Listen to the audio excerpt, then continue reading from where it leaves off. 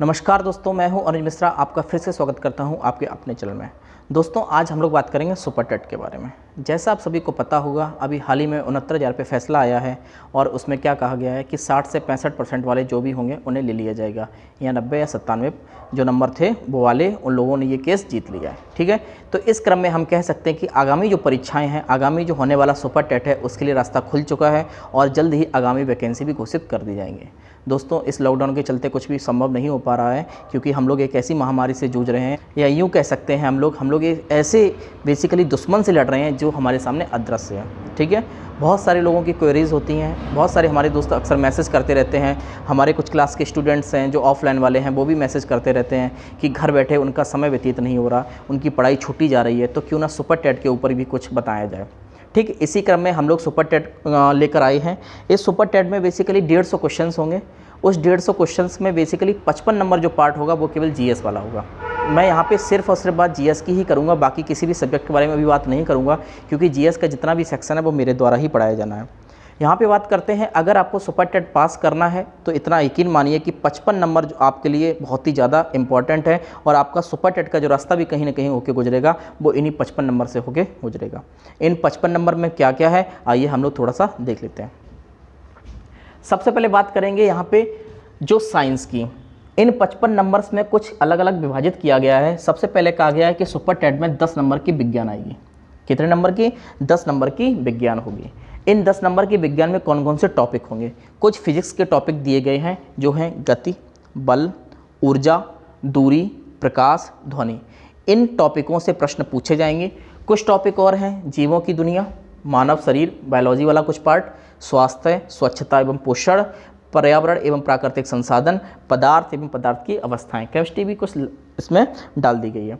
इन टॉपिकों से 10 क्वेश्चंस पूछे जाएंगे। ये जो टॉपिक होगा वो आपका 10 नंबर का होगा, जो ये सारा मैं आपको बता चुका हूँ।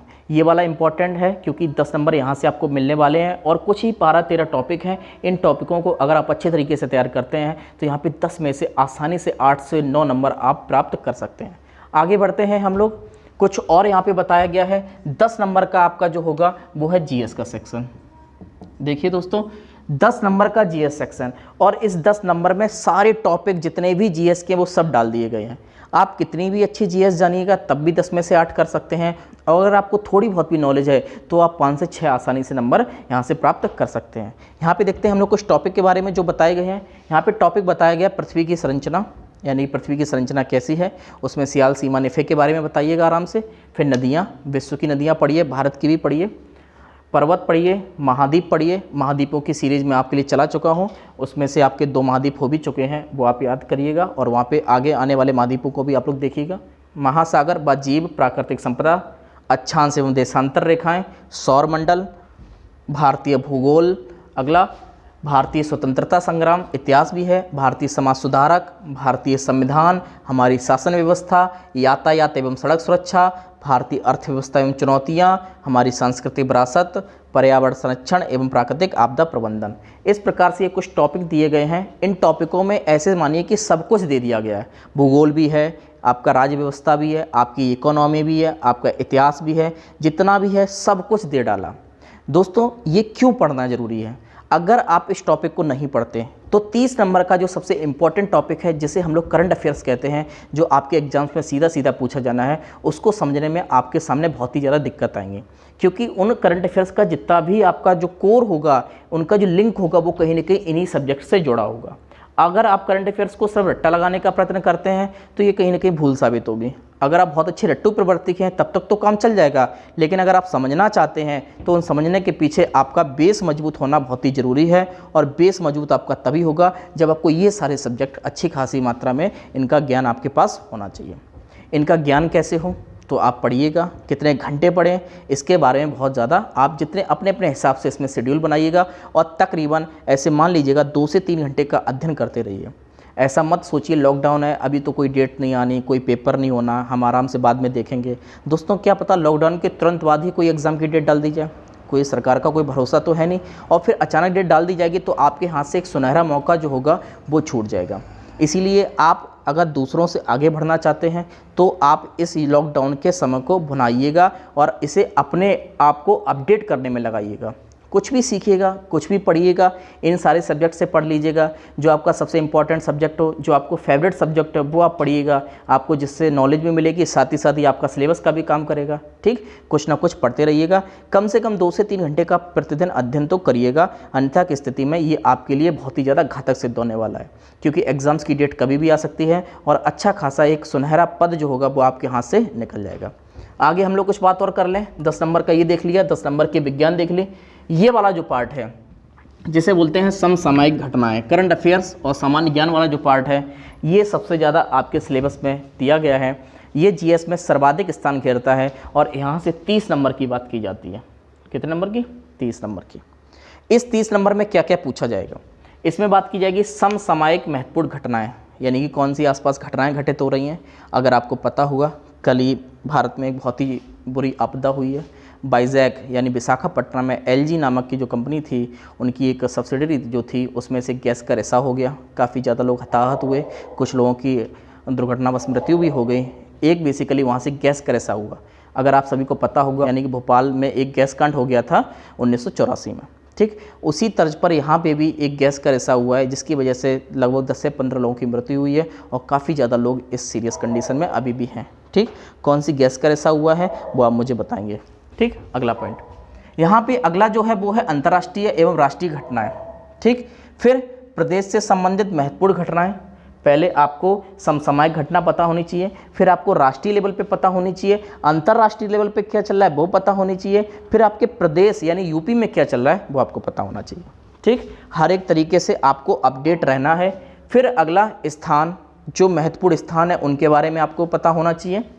ठीक, व्यक्तित्व, कौन चुने गए हैं, किसने पद से अपने त्याग दिया है, किसकी मृत्यु हो गई, ये सारी चीज़ें व्यक्तित्व के तहत आती हैं। रचनाएं, तरह तरीके से पुस्तकें आजकल बनाई जा रही हैं, लिखी जा रही हैं, वो रचनाएं वो आपको याद होनी चाहिए। जैसे कर्म योद्धा ग्रंथ पूछ लिया जाता है किसकी जीवनी है, तो इस प्रकार की पुस्तकें आपको पता होनी चाहिए। ठीक, अगला अंतर्राष्ट्रीय तथा राष्ट्रीय पुरस्कार। बहुत सारे पुरस्कार अभी दिए जा रहे हैं। बीसीसीआई द्वारा भी पॉली उमरीगर पुरस्कार जनवरी में दिया गया था। किसे दिया गया था बताइए? इस प्रकार के प्रश्न यहाँ से पूछे जाते हैं। खेलकूद, अगला भारतीय कला एवं संस्कृति आदि। ये कुछ टॉपिक हैं जो आपके 30 नंबर यहाँ से आने वाले हैं और 30 नंबर में प्रयत्न कीजिएगा कि 27 से 28 तक आप आसानी से पहुँचें, क्योंकि जीएस का एक ऐसा सेक्शन है जिसमें 10 में से 10 की गारंटी नहीं ली जा सकती। हो सकता है पेपर सिंपल आ जाए तो आप आसानी से कर लो, हो सकता है पेपर थोड़ा सा टफ हो, ना कर पाओ, हो सकता है कि पेपर आपको आता हो और आपसे गलत हो जाए, कुछ भी संभावनाएं हो सकती हैं। और हो सकता है कुछ ऐसे लोग बैठ जाएं जिन्हें जीएस अच्छा खासा आता हो, उनका अच्छा स्कोर आपसे आगे निकल जाए। तो इसलिए कहते हैं कि आप दूसरों के भरम पे मत बैठिएगा, लॉकडाउन के इस अवसर को भुनाइएगा और तैयारी निरंतर रूप से जारी कीजिएगा, ताकि आप हज़ारों अभ्यर्थियों से आगे हो जाइएगा। ठीक, क्योंकि वैकेंसी इतनी ज़्यादा नहीं होंगी जितनी ज़्यादा उस परीक्षा में अभ्यर्थी बैठेंगे। अगर आपको अपनी सीट पक्की करनी है तो निरंतर रूप से लगे रहिएगा, क्योंकि जीत उसी की होगी जो निरंतरता से कार्य करेगा। अन्यथा की स्थिति में आपको पता ही होगा, आपने कहावत सुनी होगी, जो सोएगा सो रोएगा और जो जागेगा सो पावेगा। इसलिए जागते रहिएगा, पढ़ते रहिएगा, आप निसंदेह इसमें पास हो जाएंगे, अच्छा खासा स्कोर लेके आएंगे। मैं पहले भी बोल चुका हूँ, ये 69,000 क्लियर हो चुकी है। अब इस वैकेंसी का रास्ता साफ है, कोई ना कोई अच्छी बड़ी वैकेंसी आने वाली जल्द है। ठीक, तो दोस्तों ये सारी चीज़ें जो मैंने आपको कुछ बताई हैं, इस सिलसिले में मैं अभी आपको करंट अफेयर्स की सीरीज़ परसों से आने वाले 2-3 दिनों में आरंभ कर दूंगा। एक करंट अफेयर्स की सीरीज होगी वन लाइनर वाली, एक करंट अफेयर्स की जो सीरीज होगी वो आपकी होगी बिल्कुल डिटेल में। ठीक, यानी कि मैं एक वन लाइनर वाला अलग बनाऊंगा, एक डिटेल्ड वाला अलग बनाऊंगा। आपको जो भी बेहतर लगता हो अपने लिए उसे आप पढ़ते रहिएगा। ठीक, बाकी भूगोल की आपकी ऑलरेडी चलाई जा चुकी है। भूगोल की मैंने एक बिल्कुल श्रृंखला आरंभ कर दी है, जिसमें ऑस्ट्रेलिया महाद्वीप पढ़ा दिया गया है। आज शाम तक तकरीबन आपका अफ्रीका और दक्षिण अमेरिका भी अपलोड कर दिया जाएगा। दोस्तों मैं प्रयास कर रहा हूँ और भी टीचर्स का, तो यहाँ पे मैथ वगैरह की जल्दी ही क्लासेस आपकी लाइव हो जाएंगी। उसके साथ ही साथ आपकी इंग्लिश की क्लासेस भी जल्दी लाइव हो जाएंगी। ठीक, बाकी इतिहास पॉलिटी वगैरह भी मैं 2-4 दिन में स्टार्ट करने वाला हूँ। ठीक है, आप मेरे साथ लगातार बने रहिएगा और आपसे कुछ चाहिए नहीं है, ये सारी चीज़ें फ्री हैं, किसी प्रकार का कोई भी चार्ज नहीं है। ऐसा नहीं है थोड़े दिन बाद मैं बोलूँगा चार्ज लगेगा, किसी प्रकार का कोई चार्ज नहीं है, बशर्ते आप मेरा साथ देते रहिएगा। बस इसे लाइक कीजिएगा, सब्सक्राइब कीजिएगा, कमेंट कीजिएगा और कमेंट के माध्यम से मुझे बताइएगा कि आप क्या क्या परेशानी इस समय चल रही हैं, आप क्या क्या पढ़ रहे हैं, आप कितने घंटे पढ़ रहे हैं, आपको क्या फेवरेट सब्जेक्ट है, इन सारी चीज़ों के बारे में बताइएगा। धन्यवाद दोस्तों।